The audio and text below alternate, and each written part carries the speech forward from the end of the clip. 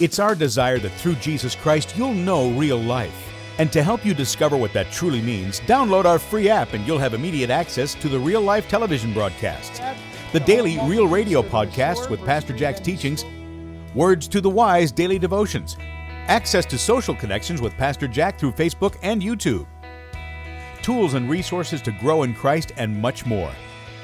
Download the app today for all your mobile devices. Go to reallifewithjackhibbs.org for more information.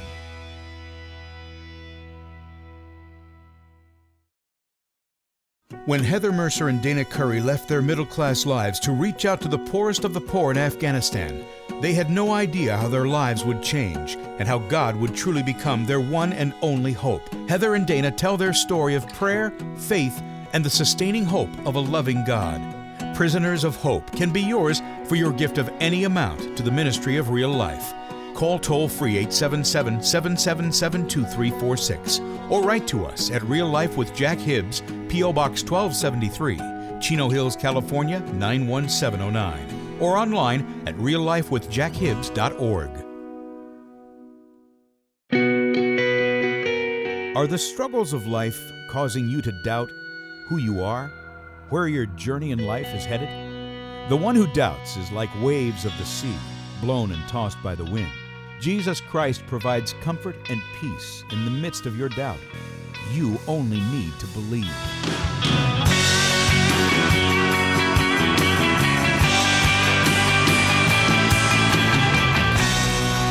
It's our desire that through Jesus Christ you will know real life. Well, I hope you were with us in our last program. And so with us again is Heather, and it's awesome to have you with us again and for continuing to agree to stay on with the second half of this program. But let's pick it up where we left off, and that was the ministry now that the Lord has put upon your heart, not only in Iraq, but specifically in the northern regions of Iraq and the Kurdish people. As our viewers, I hope, are aware of, ISIS is expanding. They've had several setbacks with U.S. airstrikes and a couple of coalition airstrikes, but they're on the move. And not only are they on the move, but I just, as of this morning, found out that there are ISIS team members or sympathizers now creating problems in, of all places, Japan. There's been some rising up in China. We have those in Australia that have been arrested. Just recently, this week in the United States, in Texas, U.S. border guards have arrested 10 men who have come across the border, and they boldly are proclaiming that they have been funded and sent here by ISIS.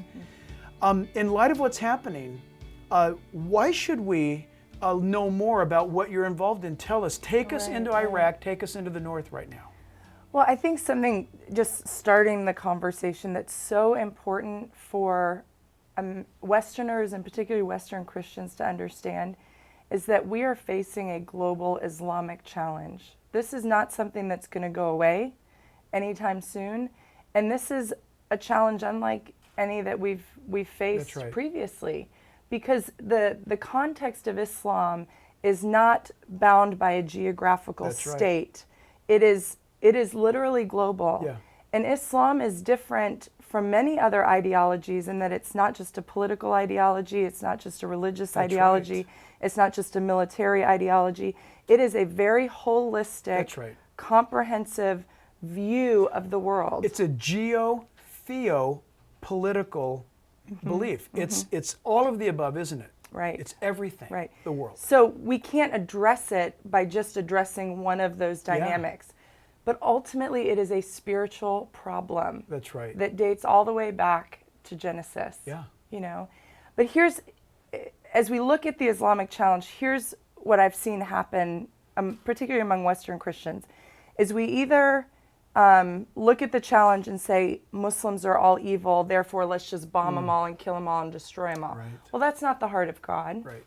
Or they say, well, we don't want to be judgmental of Muslims, so we must tolerate Islam. Yeah. And what we try to make a distinction of is there is an Islamic challenge. We have to be very aware of what their goals are and objectives are, because they are global, they are systematic, they are strategic. But the average Muslim is a person who is a victim of a system that they have been born into and never been afforded an opportunity to choose otherwise. Look, you just said something that the West needs to hear, because people just don't wake up one morning and say, you know what, I want to convert to Islam. It's just so cool. They don't do that, do they? They are somehow, in fact, we see it played out on our news channels right now. Either pay the tax, Right. convert to Islam, or the sword for you. There is no good news. Right. There is no salvation and forgiveness in Islam, is there? There isn't. You are pressured or you die. And people have to understand that a baby who's born to a Muslim family, it's whispered in their ear the moment that they are born, the Islamic creed, that they are Muslim. It's similar to, in some ways, a Jewish person who may become a Christian who can't separate themselves from their Jewish heritage. Right. For a Muslim, it's their culture, it's their family, it's their religion, it's their politics, it's everything. So unless they have an opportunity to hear another message, they are not going to turn away from Islam. And so there is hope for the Muslim world, but that hope is only found in Jesus. That's right. And so that's what motivates us to do the work that we do. And, we're finding that in the face of these radical brands of Islam, many more nominal, less educated, if you will, in the religious teachings of Islam, they're looking at Islam and saying, if that's Islam, then I don't want it. But are they, and I'm asking this sarcastically, but are they free to get out? Do they even have the right or the ability to even think such thoughts? They're not even permitted to question Islam, are they? That's correct. So no, that's why the rate of Muslims coming to Christ is significantly less than what it would be if that fear was not there. I mean, when you're raised in an environment that tells you to leave Islam, you are not only an infidel, which is what you and I are, you are an apostate, which is worse than an infidel. So they don't question. Many of the teaching that comes in the mosque, it's just memorized and regurgitated, but it's not processed with critical thought or really even studying it in a lot of ways for itself. Isn't that amazing? Think how our God is, who created, obviously, he says, he created us in his image. He expects us to not only think, but to think critically. He's the one that says, really, and of course I paraphrase, but search my word, test me to see if I'm true. Look at Bible prophecy. I'm announcing to you that I know the future in advance. I'm here. Take a shot at me. I can take it. Question me. Isaiah 1:18. Come now, let us reason together, saith the Lord. What an opposite God, isn't it? And when people ask, is Islam a peaceful religion? I think you go back to the root or the fruit, the origin and the fruit of the religious system. When you look at the teachings of Jesus, he's the only one that said when someone slaps you on one cheek, you give them the other also. But the very core worldview or religious thought of Islam is an eye for an eye, a tooth for a tooth. And I'll tell you, working with my Muslim friends, Muslim leaders in the northern region of Iraq, one of the most powerful women leaders in Kurdistan today, who's working to advocate for Muslim women trapped in violence, said to me, the only way to change our society is to teach forgiveness. And she says, Islam makes no provision for forgiveness. There's none in the theology of Islam. Isn't. None. And so she is culturally Muslim.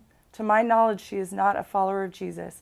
But she said, so I model my teaching on the words of Jesus that said you must forgive. And when someone slaps you on one cheek, you give him the other. I'm laughing because she can only do that so long until she falls in love with the one who forgives. Yes, and that's what we're praying Her for. Her days are numbered. Right. That's awesome. And another story just in the last few months, my taxi driver, I was on the way to a shop one day to sit and do some work, and the driver finds out I'm from America, starts asking me questions, and he says, why is Jesus just for Americans or just for Westerners? He said, why do all Americans believe in Jesus, but in my country they don't? And I said, actually, the teachings of Jesus are for the whole world. Yeah, and not all Americans believe in Jesus. Exactly, and I shared that with him. I said, it's a cultural thing. And anyway, so the conversation continued, And I shared with them how Jesus had set me free from shame and sin and made me free. And he's driving the taxi and tears start to go down his cheeks. And we pull up to the final destination and he says, you know, in Islam, Muslims are killing each other in the name of the same God. He said, but Christians love each other. He said, so Jesus must be right. The amazing thing, adding to that, is the Christian loves the Muslim. Yes. They love their enemies. Jesus told us to, and it's just one. It's not just that Jesus told us to, but that he gave us the love. It's not human love, and he gave us the power to tell them the good news that that this Jesus of Nazareth, he came to save them. He loves them. And the encouraging news is that there are more Muslims coming to Christ today than there have been in all the history of Islam combined. So it will continue to exponentially increase, particularly as the persecution increases. But as believers, we need to understand that Jesus is the answer. Yes. And that's the message that's going to change the Islamic world. Yeah. Heather, tell us where we're at right now with the time that we have remaining on the program. Tell us things from your heart. Tell us what we need to know. Tell us how do we get involved. Tell us what we should be doing and what we should be knowing at a time like this. Well, looking at the Middle East today and what's happening in Iraq and Syria, we are facing the greatest humanitarian crisis in modern history, in recent history. In the last 3 months in Kurdistan alone, which is a population of 5 million people in a country of approximately 26 million, the whole country is about the size of Texas. But in the last 3 months, over 1.5 million refugees have entered Kurdistan, literally fleeing ISIS with what they can carry. And that's a 30% increase in a population in a summer. Yeah. And these people have lost everything. And the powerful thing, many of them ethnic Christian and other religious minorities, but instead of turning away from the truth they have known for generations, they have willingly given up everything. Yes. So let them be an example to us of what it means in this day and age to really follow Jesus. Instead of saving their homes and their jobs and even their lives, they have left all to follow him. I saw a clip of exactly what you just said, where it was a father. He had 5 daughters. His wife, they were fleeing. They had come to the place where they could not go any further. They were out of water. They were out of everything. And I was so convicted because the setting was so surreal. They had camped out under some shade of a mountainside, and they said, "We can't go any further, and this is where we die if they catch up to us." And all of them held up. They had crosses around their neck. All of them held up their crosses. None of them were crying. The father wasn't even crying. I mean, I would have been a mess. And he's saying, "This is our last place here." And I'm thinking, what an amazing testimony to the peace that passes all understanding that God has promised us. Yes. But how do we... And today we can do something about it. Go for and it. Many people are saying, what can I do? They're heartbroken over what they're hearing on the news. And today we can tangibly help the refugees who are fleeing. So we are actually, and there's other organizations out there doing great work, but we're launching a campaign called Hope for Iraq. And this campaign focuses on the most vulnerable of the refugee populations, women and children. So just this year, we finished a ministry outreach center in northern Kurdistan called the Freedom Center. Yes. And it was originally designed for a purpose among the Kurds, but now we have this amazing location, this facility that can actually house women and children refugees who have fled ISIS. So my husband and I are going back at the end of this month. We're going to be converting the Freedom Center into a refugee shelter. And there are needs for food, there are needs for vehicles to help transport, there are needs for mattresses that refugees can sleep on, heaters, little space heaters, to build showers. one story I heard in areas where the refugees are trying to get help, people are actually profiteering and trying to charge refugees $50 for a shower. Oh my. Well, we need to build showers and toileting facilities for these refugees.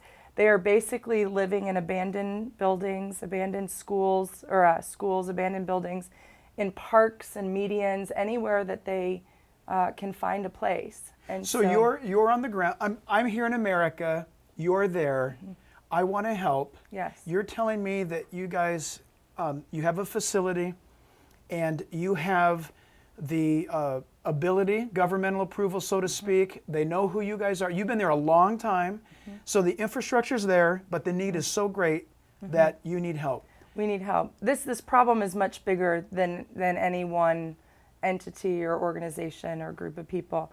This needs to be a collaborative effort, and what we want to invite the body of Christ to do is to share their resources, their expertise, and their prayers to sow into this nation. So where do we go to find out how to get involved? So globalhope.com is a place where people can go to actually give to the needs of the refugees. Those are spelled out on that site.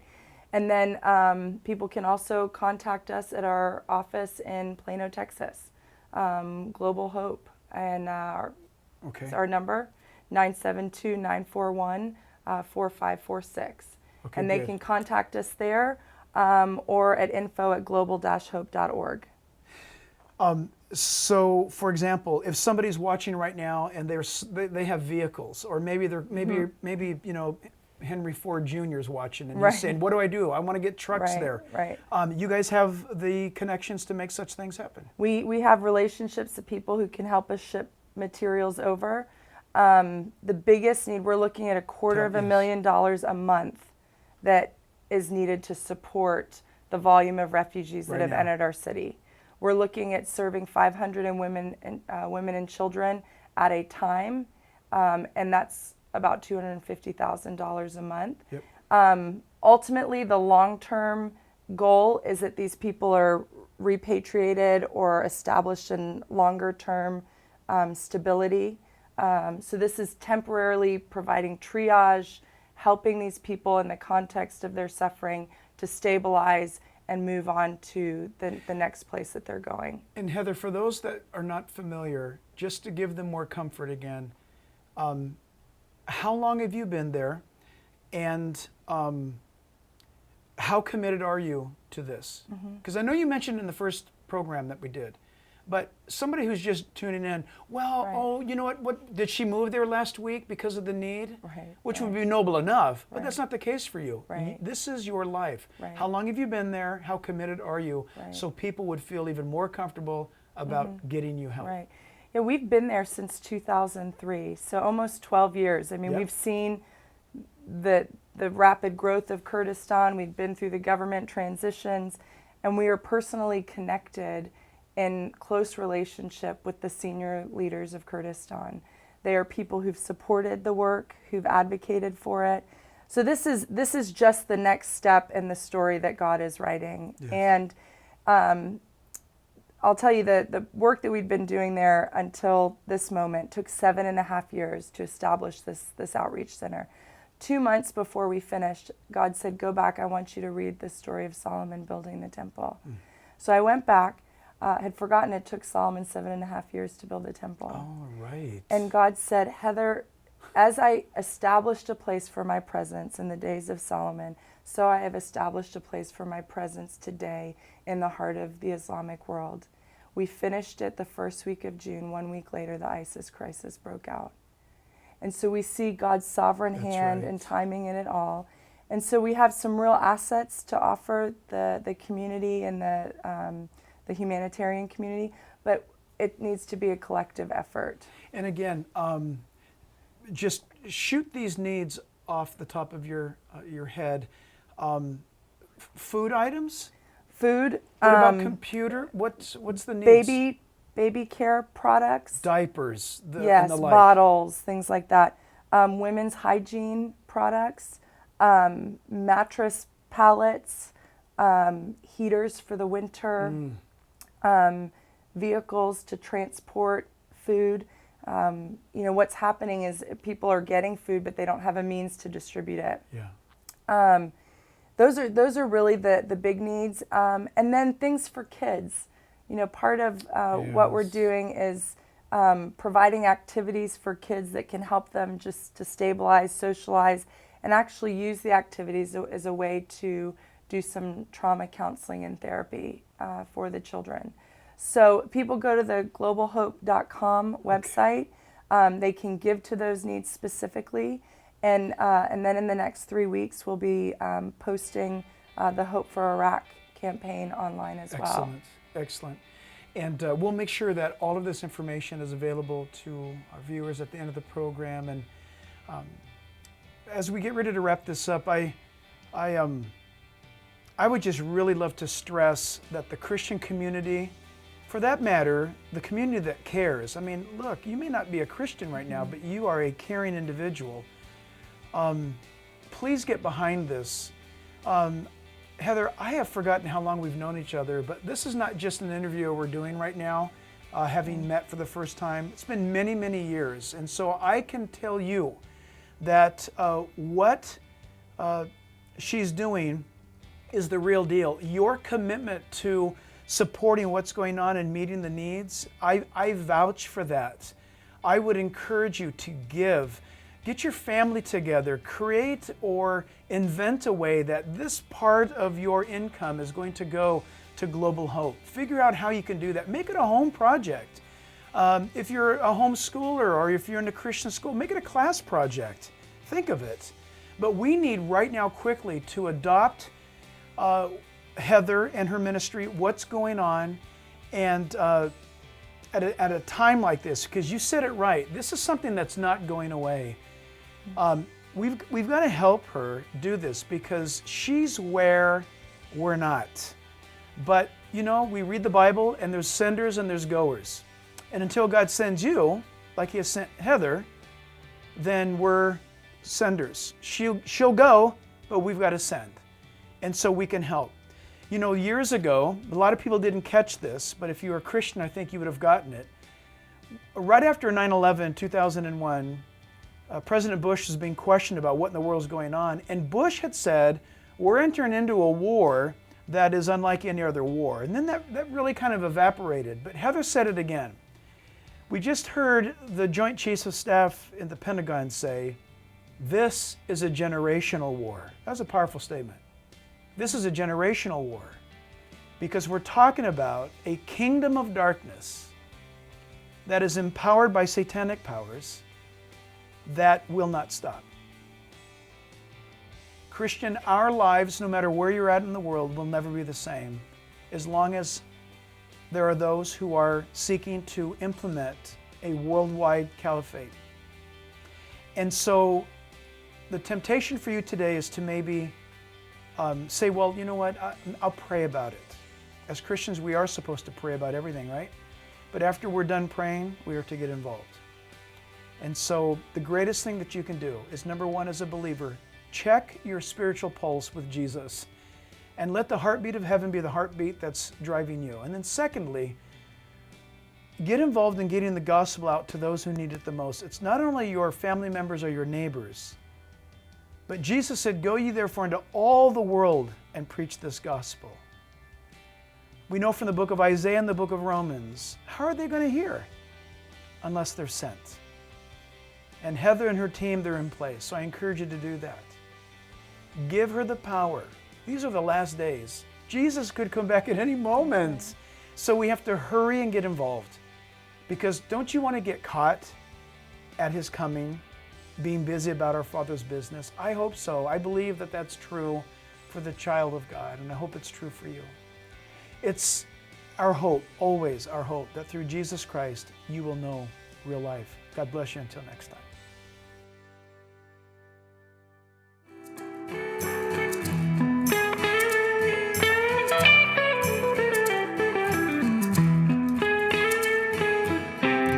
It's our desire that through Jesus Christ you will know real life. When Heather Mercer and Dana Curry left their middle-class lives to reach out to the poorest of the poor in Afghanistan, they had no idea how their lives would change and how God would truly become their one and only hope. Heather and Dana tell their story of prayer, faith, and the sustaining hope of a loving God. Prisoners of Hope can be yours for your gift of any amount to the ministry of Real Life. Call toll-free 877-777-2346 or write to us at Real Life with Jack Hibbs, P.O. Box 1273, Chino Hills, California 91709, or online at reallifewithjackhibbs.org.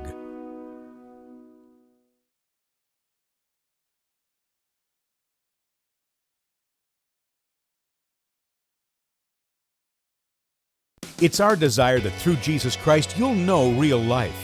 And to help you discover what that truly means, download our free app and you'll have immediate access to the Real Life television broadcasts, the daily Real Radio podcasts with Pastor Jack's teachings, Words to the Wise daily devotions, access to social connections with Pastor Jack through Facebook and YouTube, tools and resources to grow in Christ, and much more. Download the app today for all your mobile devices. Go to reallifewithjackhibbs.org for more information.